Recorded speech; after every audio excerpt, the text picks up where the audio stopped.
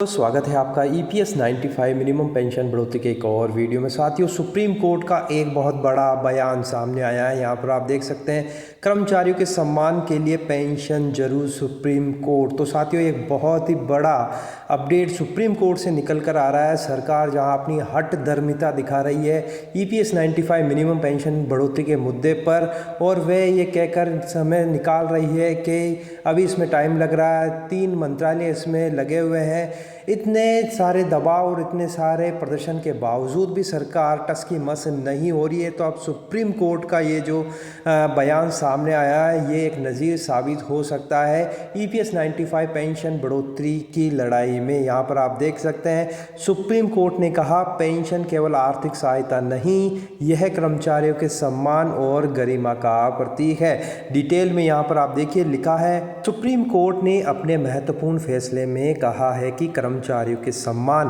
और गरिमा को बनाए रखने के लिए पेंशन की व्यवस्था अत्यंत आवश्यक है। अदालत ने स्पष्ट किया कि पेंशन केवल आर्थिक मदद का साधन नहीं, बल्कि ये उन कर्मचारियों के योगदान और सेवा के प्रति समाज और राज्य की कृतज्ञता का प्रतीक है, जिन्होंने अपने जीवन का एक महत्वपूर्ण हिस्सा देश और संस्था की सेवा में समर्पित किया है। सुप्रीम कोर्ट ने केंद्र और राज्य सरकारों से कहा है कि वे कर्मचारियों की पेंशन संबंधी नीतियों को संवेदनशीलता और न्याय संगत दृष्टिकोण से लागू करें। तो साथियों, बहुत ही बड़ा यहाँ पर देख सकते हैं, सुप्रीम कोर्ट का आदेश आया है। और ख़ासकर ये जो नीचे की लाइनें लिखी हुई है, सुप्रीम कोर्ट ने केंद्र और राज्य सरकारों यानी केंद्र सरकार को और राज्य सरकारों से कहा है कि वे कर्मचारियों की पेंशन संबंधी जो भी नीतियां हैं, उनको बहुत ही संवेदनशीलता से और न्याय संगत दृष्टिकोण से लागू करे।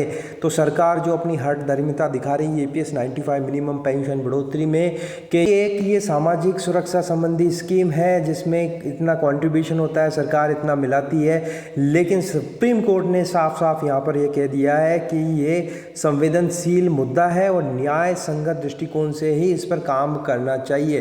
तो अब जो EPS 95 मिनिमम पेंशन बढ़ोतरी का मुद्दा है, उस पर सुप्रीम कोर्ट ने भी मोहर लगा दी है।